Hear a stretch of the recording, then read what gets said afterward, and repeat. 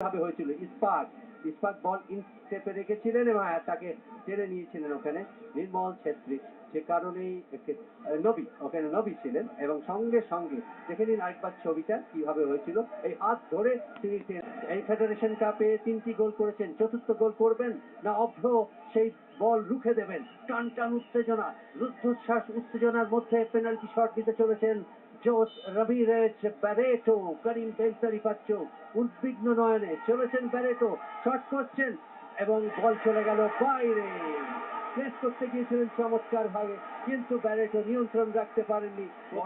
Barreto শটটি নিতে থমকে দাঁড়িয়েছিলেন, তার উচিত ছিল কিন্তু থেমে গিয়ে আরো একবার সেই জায়গায় ফেরত যাওয়া, দেখে একটা মনে দিয়েছিলেন। তারপরে যে প্লেসমেন্টটা করলেন এবং গোলের মধ্যে যদি থাকতো অনায়াসই গোল ছিল, কারণ অগ্রমণ্ডল ডান দিকে লক্ষ্য রেখেছিলেন, কিন্তু বল চলে গেল বাইরে। এই হয় আসলে মানসিকতাটা সেই সময় এত চাপে থাকে এবং জিকোর মতো খেলোয়াড়, সক্রেটিসের মতো খেলোয়াড়রাও বিশ্বকাপের